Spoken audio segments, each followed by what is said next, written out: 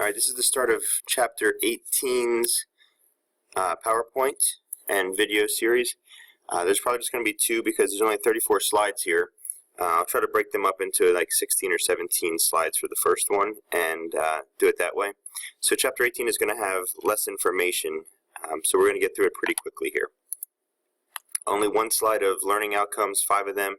Again, be sure that you understand the key points that are on these particular these 5 points here.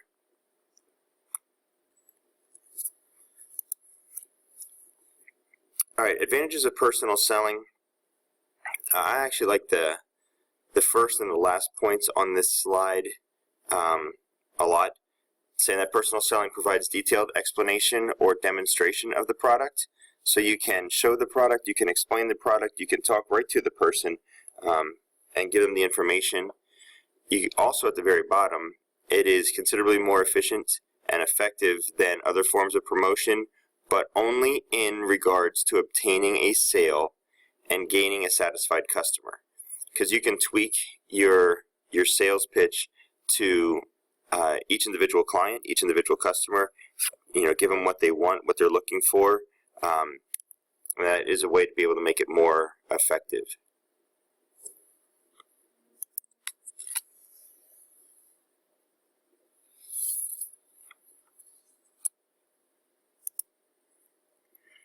Alright, now relationship selling. This is something that is very important in marketing today. Usually, up until just the last couple of years, personal selling was focused more so on a pre-planned presentation, and the sole purpose of that presentation was just to make the sale. You make the sale, and then you move on at that point. But in contrast, the current view of personal selling is emphasizing the relationship that develops between the salesperson and the buyer. The objective with relationship selling is to build a long-term relationship with your consumers, with your buyers. And the focus is on building mutual trust between the buyer and the seller.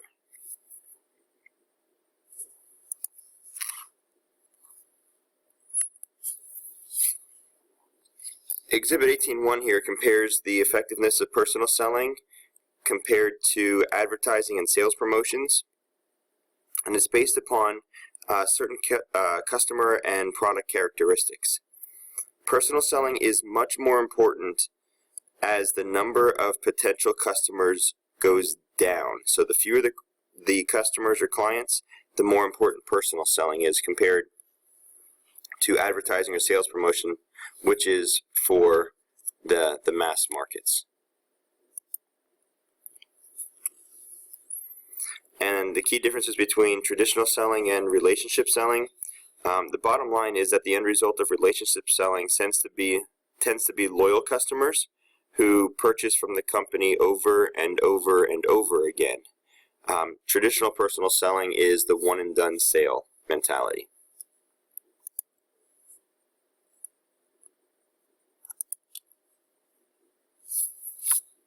Customer relationship management. There are 4 steps to the customer relationship management. I'd recommend knowing these 4 steps, but you also have to understand that customer relationship management assumes that 2 key or focal points here. The first one is that the customers must take center stage in the organization. They are the focus. Number 2 is that the business must manage the customer relationship across all points of customer contact throughout the entire organization. Right? Bottom line is that the customer is the main entity here. It's not all about the business, it's not all about the management, it's all about the customer. Okay, identifying customer relationships. 3 key points here. The first one is in regards to learning. In a CRM, an informal process of collected customer data through comments, through feedback, and things like that on your products is one way to learn about the customers and start building that relationship to give them what they want. Knowledge management is the second one, and that's a process by which customer information is centralized in the organization and then shared in order to enhance the relationship between the customer and the organization. And then the third one is the interaction, and this is the point at which the customer and the company they exchange information, they communicate, and then they start developing that relationship as well.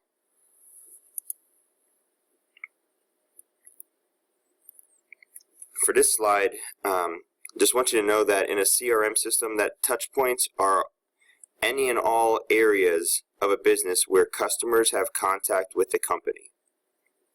Along with that, sometimes with these touch points, data is shared. Not always, but sometimes. So it's a communication between, it's the ways that the company and the customer get in contact with each other. Those are what touch points are referring to.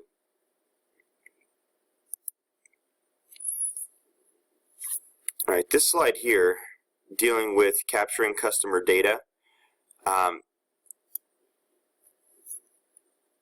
Tons and tons of data can be collected and obtained from the interactions between the company and the customer. In a CRM system, the issue is not how much data you can get, but rather what types of data should be acquired and used. The bottom line with this is quality versus quantity. Okay, quality versus quantity.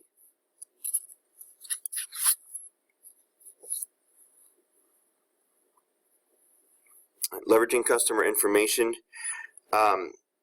One thing that's pretty important here is being able to use purchase data and transaction data.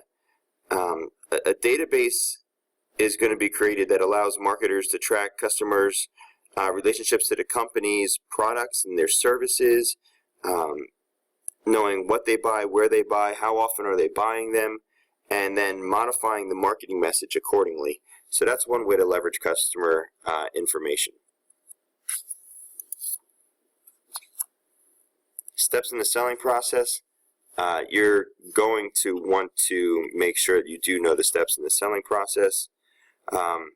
These are just the steps that a salesperson goes through to sell a product or a service. Okay, these are the steps right here.